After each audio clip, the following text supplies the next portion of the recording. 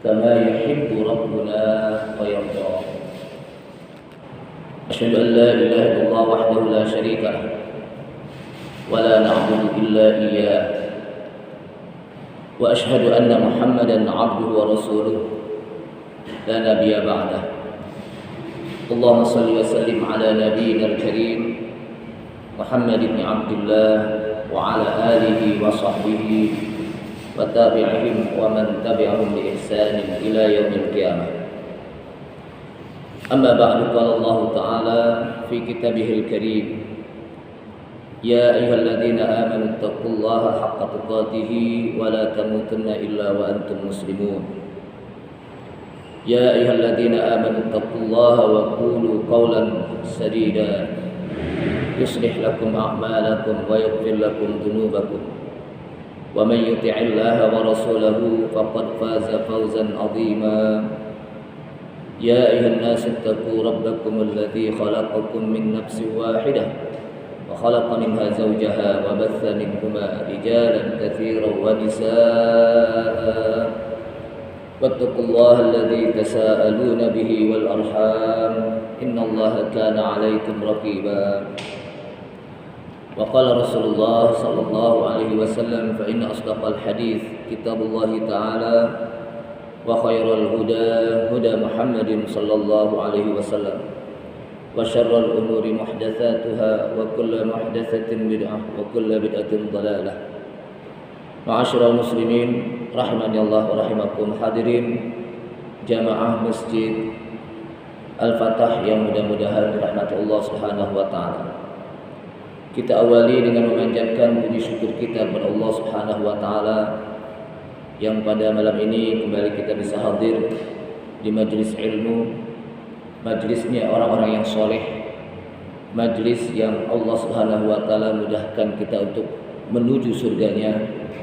Karena Rasulullah sallallahu alaihi wasallam mengatakan, man salaka tariqan yaltamisu fihi ilman sahhalallahu lahu bihi tariqan ilal jannah. Barang siapa yang berjalan di satu jalan yang dengan jalan tersebut yaltamisu fihi ilman, orang tersebut mencari ilmu, maka kata Allah SWT, kata Rasulullah SAW, sahhalallahu tariqan ilal jannah, Allah akan mudahkan baginya untuk menuju surga. Salawat serta salam tak lupa kita sampaikan kepada Nabi kita Nabi Muhammad sallallahu alaihi wasallam beserta para keluarganya, para sahabatnya, para pengikutnya yang senantiasa istiqamah di dalam menjalankan sunnah-sunnah Rasulullah sallallahu alaihi wasallam. Hadirin rahimakumullah, karena sebentar lagi kita akan masuk kepada satu bulan yang sangat ditunggu-tunggu oleh kaum muslimin, bulan yang berbeda dengan bulan-bulan lain, bulan yang sangat spesial, bulan yang sangat istimewa, karena di bulan tersebut Allah Subhanahu wa taala melipat gandakan pahala yang orang-orang yang beribadah. Bulan yang di situ diturunkan di Al-Qur'an yang mulia, sehingga bulannya pun menjadi bulan yang mulia. Bulan yang di situ ada malam qadar yang mulia. Maka alangkah baiknya pada malam ini kita membahas tentang bab sekitar siam atau as-shaum, agar ketika kita memasuki bulan Ramadan kita sudah membawa bekal kira-kira apa saja yang kita harus lakukan di bulan Ramadan tersebut, dan kita paham tentang masalah sekitar saum di bulan Ramadan. Jamaah sekalian, kata-kata siam atau as-shaum, kalau kita lihat dari bahasa lughatan adalah al-imsak, yang artinya adalah menahan. Jadi orang yang berpuasa sesungguhnya dia sedang menahan. Menahan apa? Menahan kalau kita lihat secara syar'i, al-imsaku biniyatin min asya'in makhsusatin fi zamanin muayyanin min syakhsin makhsusin. Atau dalam definisi lain disebutkan al-imsaku 'anil muftirat minal akli wasyurbi wal jima'. Menahan diri dari hal-hal yang bisa membatalkan puasa. Apa saja? Minal akli, dari makan, kita tahan. Wasyurbi, dan minum. wal jima' dan melakukan hubungan antara suami istri. Dari mulai kapan? Min ghurubis syamsi, dari mulai min tulu'il fajri, dari mulai terbit fajar. Kapan terbit fajar? Subuh. Sampai ila ghurubis syamsi, sampai terbenam matahari. Itulah yang disebut siyam atau as-shaum. Jamaah sekalian, berarti yang menandakan kita untuk mulai puasa itu adalah terbit fajar subuh, bukan azan. Kenapa? Karena azan bisa aja kesiangan, orang ini kesiangan jam 5 baru azan gitu. Padahal subuhnya udah apa? Sebelumnya gitu. Atau maghrib juga begitu, bukan karena azan. Kenapa? Bisa saja muadzinnya buka dulu baru dia azan gitu. Jadi yang menandakan itu apa?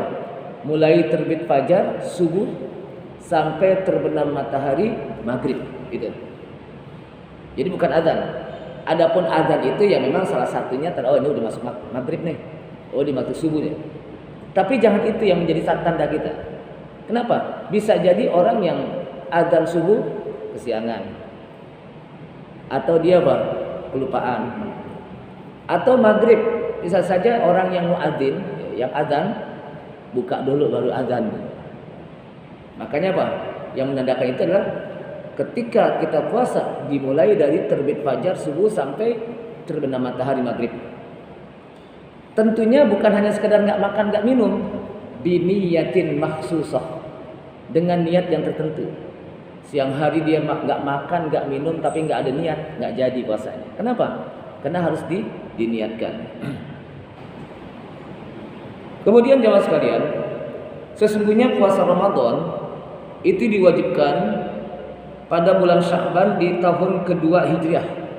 Jadi artinya setelah Rasulullah hijrah 2 tahun setelah itu diwajibkan untuk puasa. Maka Rasulullah Sallallahu Alaihi Wasallam pun beliau melaksanakan puasa 9 kali Ramadan secara ijma. Jadi 9 Ramadan beliau melaksanakan puasa. Kalau kita udah berapa kali Ramadan nih? Tiap tahunnya. Udah nggak kehitung kali ya. Rasulullah 9 kali Ramadan beliau puasa secara ijma. Dan saumu syahri Ramadan atau siyamu syahri Ramadan, puasa di bulan Ramadan itu merupakan salah satu dari rukun Islam yang 5. Jadi salah satu rukun Islam yang 5 itu adalah siyamu Ramadan, melaksanakan saum puasa di bulan Ramadan.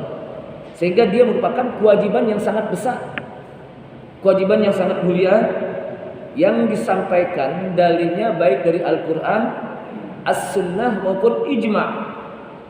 Dari Al-Quran kita sudah tahu bagaimana Allah Subhanahu wa taala menyampaikan di dalam surat Al-Baqarah ayat 183, Ya ayyuhalladzina amanu kutiba alaikumus siyamu kama kutiba alal ladzina min qablikum la'allakum tattaqun. Hai orang-orang yang beriman. Nah, yang dipanggilnya orang-orang yang beriman, yang enggak beriman enggak dipanggil. Dan tentunya ketika Allah Subhanahu wa taala memanggil kepada orang yang beriman di dalam Al-Qur'an, pasti di sana ada yang sangat penting yang Allah Subhanahu wa taala ingin sampaikan kepada orang-orang yang beriman. Sehingga hendaknya orang-orang yang beriman memperhatikan panggilan Allah Subhanahu wa taala dalam Al-Qur'an. Apa itu? Kutiba alaikumus syiyam. Telah diwajibkan atas kamu untuk melaksanakan syiyam. Jadi syiyam itu yang dipanggil orang-orang yang beriman. Puasa itu yang dipanggil orang-orang beriman. Kenapa? Karena puasa itu adalah ibadah yang sangat berat. Kira-kira berat gak puasa Pak? Berat. Gak makan, gak minum dari mulai terbit fajar subuh sampai terbenam matahari. Bukan hanya sekadar gak makan, gak minum, kita juga harus menahan nafsu kita, mulut kita jaga, mata kita dari apa? Kita jaga dari hal-hal yang diharamkan oleh Allah SWT. Telinga kita juga begitu. Jadi satu hal yang sangat berat. Kalau nggak berat, kenapa banyak orang yang sahur kesiangan? Coba di pasar itu jam 7, jam 8 banyak yang pada makan sahur kesiangan itu. Karena memang yang dipanggil itu orang-orang yang beriman. Tanpa keimanan dia tidak akan kuat ya. Itu yang pertama. Kemudian, kama kutiba 'alal ladzina min qablikum. Sebagaimana juga telah diwajibkan atas orang-orang yang umat-umat yang hidup sebelum kamu. Ini merupakan kalau kata para ulama kalimat motivasi, dorongan agar umat Nabi Muhammad SAW nggak merasa, oh kok kita diwajibkan puasa doang gitu, kok kita doang gitu. Tapi enggak, agar menjadi ringan juga sebagaimana umat-umat sebelumnya pun telah diwajibkan untuk melaksanakan siam, tentunya dengan syariat yang berbeda yang kita nggak tahu. Jadi sehingga kita merasa, oh kalau begitu umat dulu juga berpuasa, bukan hanya umat Nabi Muhammad sallallahu alaihi wasallam saja yang berpuasa, umat-umat yang dahulu pun mereka berpuasa. Apa tujuannya? La'allakum tattaqun, agar kita menjadi orang yang bertakwa. Kata-kata tattaqun itu fi'il mudhari'. Kalau kita belajar nahwu, fi'il mudhari' itu al-hal wal istiqbal, sekarang dan selanjutnya. Al-hal wal istiqbal itu sekarang. Artinya apa? Ketika dia melaksanakan puasa lalu menghasilkan dirinya menjadi orang yang bertakwa dengan puasa tersebut, bukan hanya di bulan Ramadan saja, tapi juga selanjutnya sampai dia mati menjadi orang yang bertakwa. Ini kan kadang-kadang kalau di bulan Ramadan bertakwa, keluar Ramadan udah lain lagi dari urusannya. Makanya Allah SWT menyebutkan la'allakum tattaqun, agar kamu menjadi orang yang bertakwa, yang bukan hanya saat itu tapi juga sampai terus dengan hasil puasa menjadi orang yang bertakwa. Hadisnya, dalilnya adalah buniyal Islamu ala khamsin. Islam itu ibarat bangunan dan dibangun di atas 5 pondasi, 5 dasar. Salah satunya adalah shaum Ramadan, yaitu puasa di bulan Ramadan. Begitu juga ijma ulama menyatakan bahwa Allah Subhanahu wa taala mewajibkan, tidak ada yang memperselisihkan. Semua ulama tidak ada yang memperselisihkan tentang kewajiban puasa di bulan Ramadan. Ini ijma. Sehingga barang siapa yang mengingkari kewajiban puasa di bulan Ramadan, kafara, kata para ulama, dia kufur. Kenapa? Karena dia sudah menyelisihi Al-Quran, hadis, dan ijma ulama. Jamaah sekalian, puasa di bulan Ramadan itu memiliki keutamaan di antara ibadah-ibadah yang lain. Sebagaimana disebutkan di dalam hadis qudsi, di mana Rasulullah SAW mengatakan, kullu amal ibni Adam lahu illa siyam fa innahu li wa ana ajzi bih. Hadis ini riwayat Imam Bukhari dan Muslim. Kata Rasulullah, setiap amal manusia, setiap ibadah manusia, lahu untuknya, illa shaum atau illa siyam, kecuali siyam, puasa. Fa innahu li, kata Allah SWT. Ini adalah hadis qudsi, di mana Allah SWT menyampaikan, fa innahu li, sesungguhnya puasa itu untukku, kata Allah. Wa ana ajzi bih, dan saya yang membalasnya. Beberapa ulama menjelaskan seperti kita lihat di dalam Fathul Bari yang ditulis oleh Al-Hafidz Ibnu Hajar Al-Asqalani menjelaskan tentang hadis ini. Kata beliau, hadis ini menjelaskan bahwa ibadah puasa itu merupakan ibadatun sirriyah, ibadah yang rahasia, di mana orang lain nggak tahu kalau kita lagi puasa. Kalau kita sholat, kira-kira kelihatan orang nggak? Kalau kita haji, kelihatan nggak? Apalagi haji deh. Kadang-kadang baru nyetor aja udah nyohor. Sukulan apa? Mau berangkat ibadah haji itu baru nyetor, belum berangkatnya, belum melaksanakan ibadah hajinya. Kita membayar zakat, sedekah, kita kira-kira kelihatan orang nggak? Kelihatan. Tapi saum nggak kelihatan. Jangan menandakan, oh ini lagi puasa. Kenapa? Karena bibirnya kering, belum tentu. Bisa jadi lagi sariawan atau kurang minum kali bibirnya kering jadinya. Oh dia lagi puasa itu. Kenapa? Jalannya lemes. Belum tentu. Ada orang kebanyakan makan jalannya lemes. Pulang kondangan, semua pondok-pondokan dimakan. Pulangnya bukan apa? Bukan semangat, jalannya apa? tapi apa? Lemes. Kenapa? Makan. Makanya puasa itu ibadah sirriyah, ibadatun sirriyah, ibadah yang rahasia, yang hanya Allah Subhanahu wa taala saja yang tahu. Dia tidak makan, tidak minum. Bisa jadi ketika dia nggak makan, nggak minum, kena ada orang. Tapi kalau nggak ada apa? Kalau apa? Kena apa? Nggak ada orang. Tapi kalau ada orang apa? Nggak makan, nggak minum deh. Kalau ada orang, oh dia sih nggak makan lu. Kenapa puasa? Pas giliran apa? Nggak ada orang, dia makan. Jadi itu ibadah sirriyah. Karena ibadah sirriyah, ibadah rahasia, maka Allah Subhanahu wa taala pun memberikan pahalanya langsung.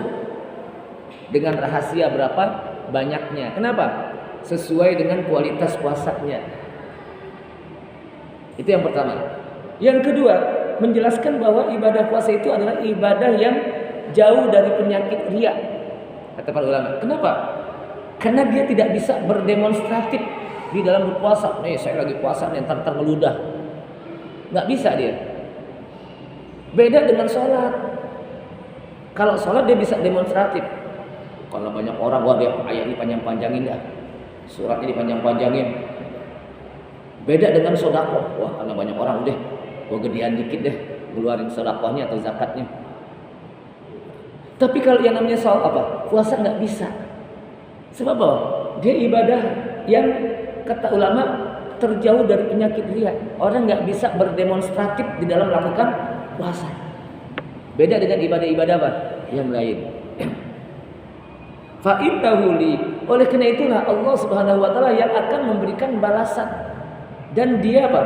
Fa'innahu li, sesungguhnya puasa itu untukku kata Allah.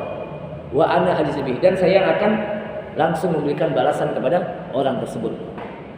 Berapa besarnya tergantung bagaimana kualitas puasanya. Kemudian jamaah sekalian, rahimakumullah. Kalau kita lihat ibadah puasa juga merupakan ibadah yang memiliki keutamaan di mana dia dilatih untuk sabar. Di mana kita tahu sabar ada 3. Sabar di dalam menjalankan ketaatan kepada Allah. Sabar di dalam meninggalkan larangan Allah Subhanahu wa taala. Yang ketiga, sabar menghadapi musibah. Ada 3 kata para ulama. Sabar menjalankan ketaatan kepada Allah, puasa. Innama yuwaffas sabiruna ajrahum bighairi hisab. Innama yuwaffas sabirun, sesungguhnya Allah akan cukupi, akan penuhi orang-orang yang sabar. Ayat ini kata para ulama yang disebut dengan sabirun adalah as-shaimun. Jadi orang yang berpuasa itu disebut oleh Allah SWT dalam ayat ini dengan as-sabirun. As-shaimun itu apa? As-sabirun. Kenapa? Karena orang yang berpuasa itu sabar. Dari pagi nggak makan, nggak minum sampai maghrib, sabar.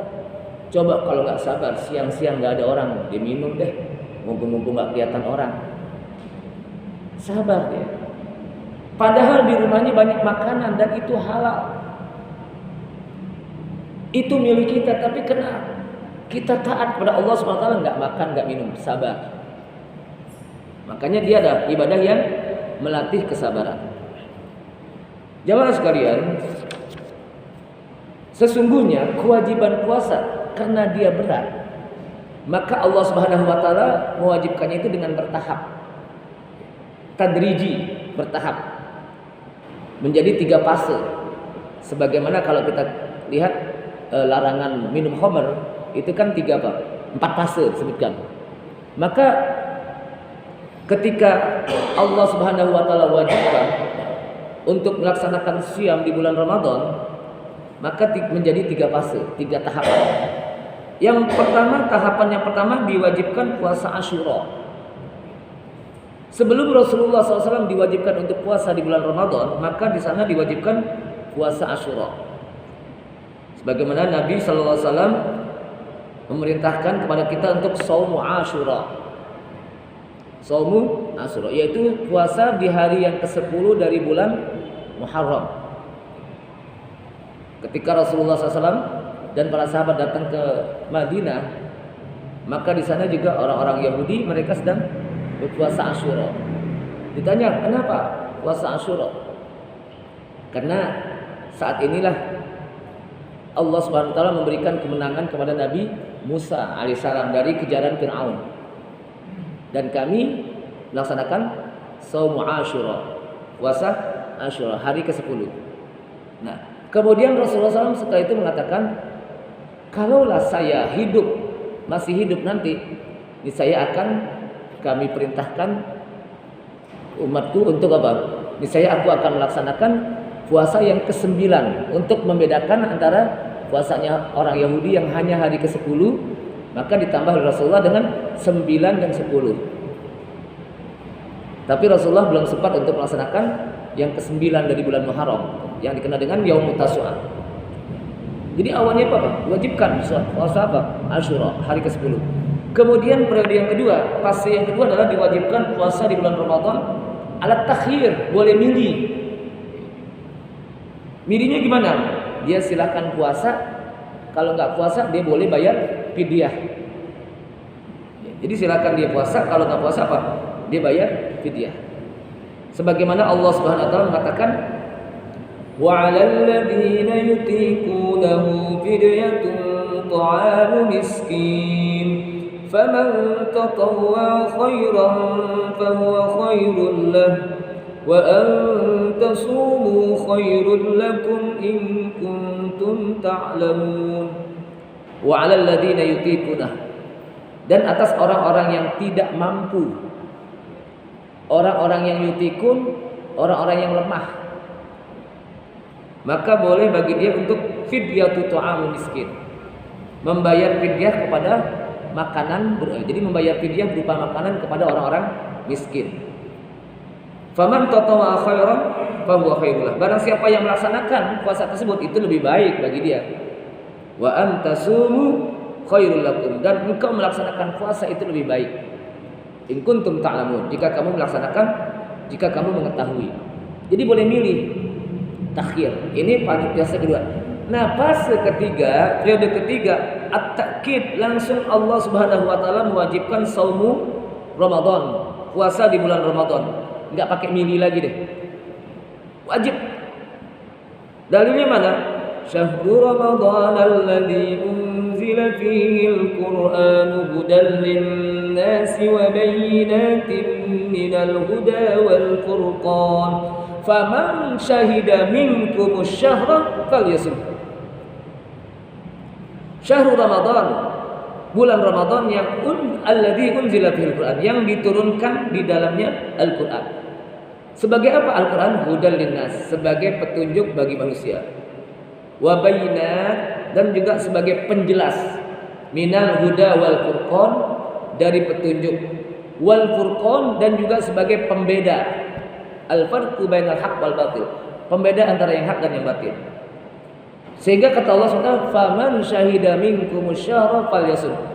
Faman syahida, barang siapa yang hadir saat itu, dia hadir lalu sudah terlihat bulan, minkum, di antara kamu di bulan tersebut, falyasum, maka hendaklah dia berpuasa. Ini lil amr, perintah. Falyasum, maka hendaklah dia puasa. Sehingga dalam ayat ini tidak ada apa? Takhir. Pokoknya semuanya diwajibkan untuk melaksanakan puasa, kecuali nanti ada orang yang sakit, faman minkum maridun aw ala safar, atau dia dalam keadaan perjalanan, atau orang-orang yang sudah tua renta, maka itu boleh apa? Tidak berpuasa. Tapi dia juga harus apa? Ada yang wajib membayar qadha, ada yang apa? Hanya membayar fidyah. Dilihat dari kondisinya. Bagi orang tua pokoknya yang udah dia tidak mampu, dan dia sudah tidak mampu untuk melaksanakan puasa, dan juga dia tidak mampu untuk bayarkan qadha. Kenapa? Sudah tua gitu. Maka dia hanya membayar apa? Fidyah. Kenapa? Karena sudah tua renta. Sudah apa? Tua renta.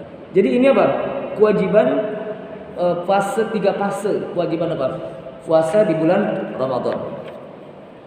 Kemudian jamaah sekalian rahimakumullah, kita harus mengetahui bahwa apa sih berapa rukun puasa? Kira-kira kalau saya tanya, rukun puasa itu ada berapa? Nggak banyak-banyak. Cuman berapa? Cuma 2. Jadi nggak banyak-banyak, kenapa? 2 rukun puasa. Apa itu? Pertama niat. Yang kedua al-imsak, menahan diri dari nggak makan, nggak minum. Ini karena kadang-kadang kita terkecoh dengan waktu imsak. Padahal waktu imsak itu sekarang kita di Indonesia kan ada istilah imsak. Itu masih boleh makan, nggak minum. Boleh makan, boleh apa? Minum. Tapi ketika sudah masuk apa? Terbit fajar subuh, kita imsak, tidak makan dan tidak minum. Imsak itu cuma menahan. Jadi kita itu apa? Imsak itu coba menahan. Jadi jangan terkecoh dengan waktu imsak yang imsak, udah waktu imsak jangan. Boleh makan ketika apa? Saat itu. Kenapa? Karena belum masuk waktu subuh. Nah, cuman 2. Jadi cuman 2 rukun puasa, yaitu niat. Yang kedua menahan diri al-imsak minal akli wasyurbi, menahan diri dari hal-hal yang bisa membatalkan puasa. Al-imsaku anil muftirat, menahan diri dari hal-hal yang membatalkan puasa. Minal akli, dari makan, wasyurbi, dari minum, wal jima, dari apa? Jima. Dalilnya mana? Kalau kita harus niat dalam berpuasa, kita harus pakai dalil. Dalilnya adalah sebagaimana Hafsah, riwayat Hafsah ummul mukminin, salah seorang istri Rasulullah SAW radhiyallahu anha wa ardhaha, di mana beliau mengatakan anna Nabiy sallallahu alaihi wasallam qala, bahwa Nabi sallallahu alaihi wasallam pernah bersabda. Sabda Rasul, "Man lam yubayyitis siyam qabla al-fajri fala siyamalah."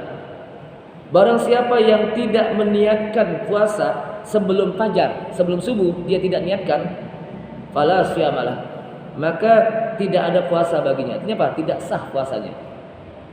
Artinya kalau kita lihat dalam hadis ini, dia niatnya itu sebelum fajar.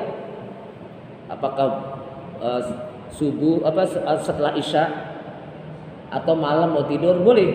Yang penting sebelum fajar, bukan pada saat apa? Waktu subuh. Atau dalam hadis lain juga disebutkan, la siyama liman lam yafridhu minal lail. Tidak sah puasa bagi orang yang tidak meniatkannya di malam hari.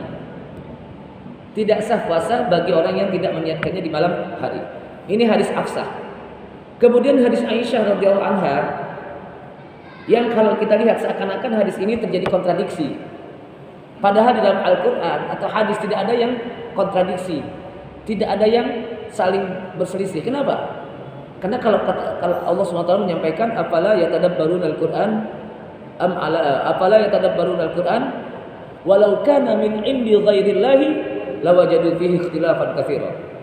Kenapa mereka tidak mau mentadabburkan Al-Quran? Kalaulah Al-Quran bukan dari sisi Allah, niscaya kamu akan mendapatkan terjadi perselisihan di antara ayat yang satu dengan ayat lain, terjadi perbedaan, terjadi kontradiksi.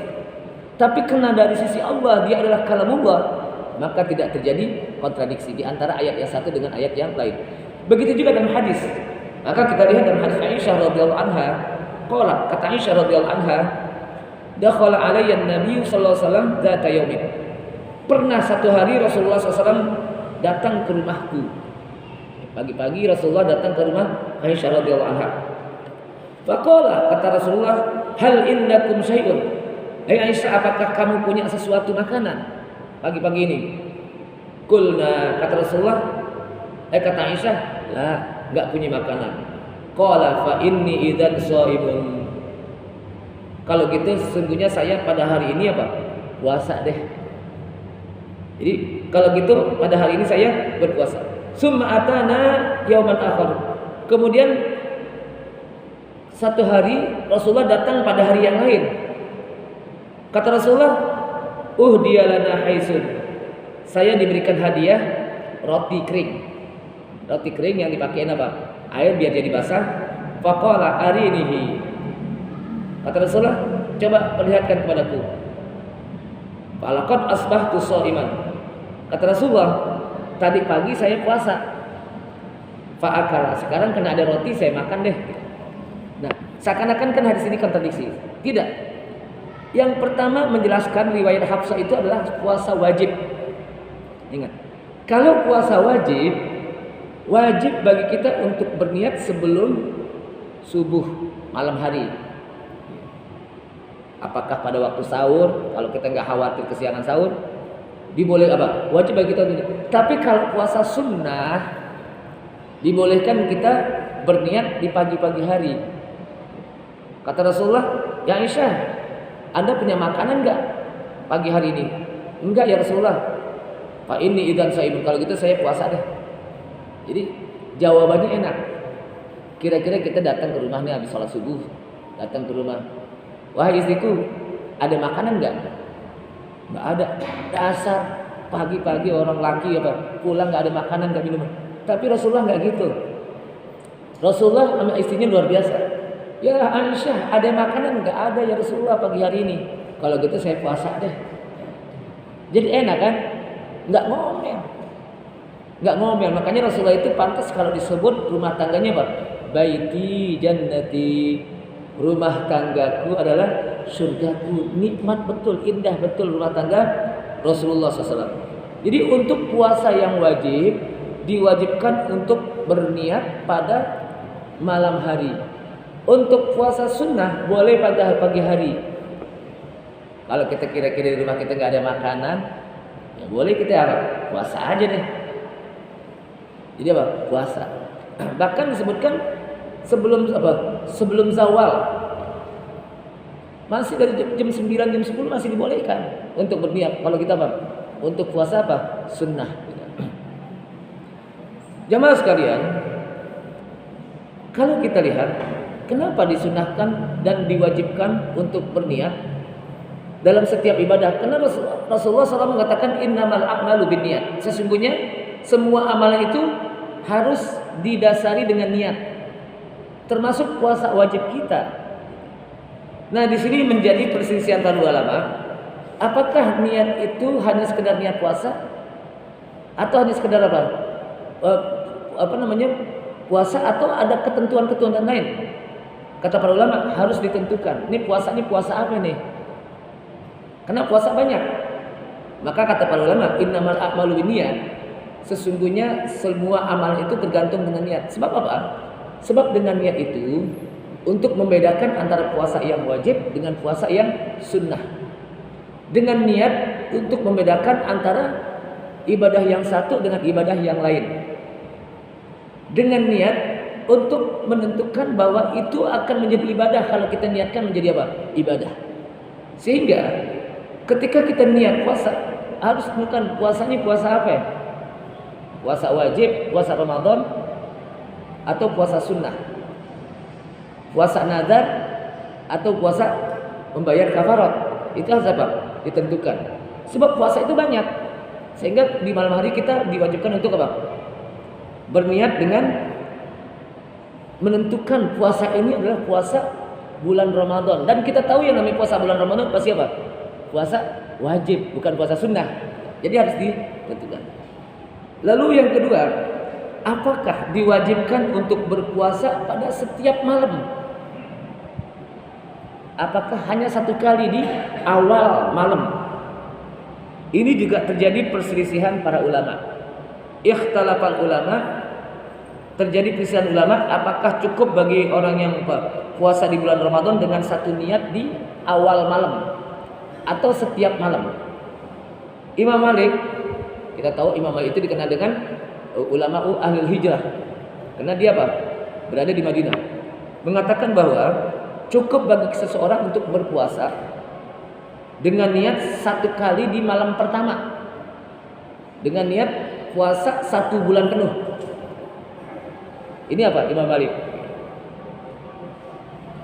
Berbeda dengan imam-imam yang lain, termasuk jumhur ulama dan juga Imam Syafi'i, bahwa wajib bagi seseorang untuk melaksanakan puasa berniat setiap malam. Kenapa? Karena masing-masing hari itu adalah puasa yang berdiri sendiri. Setiap hari itu apa? Puasa yang berdiri sendiri. Sedangkan Imam Malik tidak. Dia mengatakan 1 bulan penuh itu cukup bagi kita untuk berniat. Lalu bagaimana dengan kita? Ya kita padukan deh. Seandainya kita padukan niat di malam hari dengan 1 bulan penuh. Lalu besoknya kalau kita mau niat boleh setiap malam. Seandainya kita terlupakan niat di malam hari, kita sudah tercover niat kita di malam pertama. Kan malam pertama udah niat 1 bulan penuh gitu. Bisa dipahami itu ya. Jadi kita padukan saja agar kita jangan luput dari niat. Yang kedua, niat itu cukup hanya di hati, nggak perlu dilafazkan. Karena para ulama sepakat an-niyatu wa mahalluha al-qalbu. Niat dan tempatnya itu di hati. Seandainya ada orang yang melapatkan niat di mulut, hatinya nggak niat, nggak jadi. Kenapa? Karena hatinya tidak terlintas ada niatan, cuman mulutnya doang. Tapi kalau mulutnya dia nggak ngucap niat, tapi hatinya berniat, jadi. Kenapa? Karena yang direken itu adalah niatnya hati, bukan mulut. Udah isya. Wallahu a'lam bishawab. Ini saja, sebetulnya masih banyak nih bagaimana keutamaan sahur, bagaimana keutamaan iktikaf, bagaimana kita mengejar malam qadar, tapi kena keterbatasan waktu. Mudah-mudahan ketika kita bertemu dengan bulan Ramadan, kita bisa melaksanakan dengan sebaik-baiknya di bulan Ramadan. Kita sudah siap dengan ilmunya, niat, dan menahan diri dari enggak makan, enggak minum. Tapi bukan itu saja, juga menahan diri dari yang bisa membatalkan puasa kita. Ghibah, namimah, ngomongin orang, ngomongin kejelekan orang, berbuat maksiat dan lain sebagainya. Banyakin baca Quran. Daripada kita ngomongan apa yang enggak, banyakin baca Quran. Agar apa? Kita keluar dari Ramadan diampuni dosa-dosa kita yang telah lalu, menjadi orang yang beruntung. Ini saja, mudah-mudahan bermanfaat. Subhanakallahumma hamdika asyhadu an la ilaha illa anta astaghfiruka wa atubu ilaik. Assalamualaikum warahmatullahi wabarakatuh.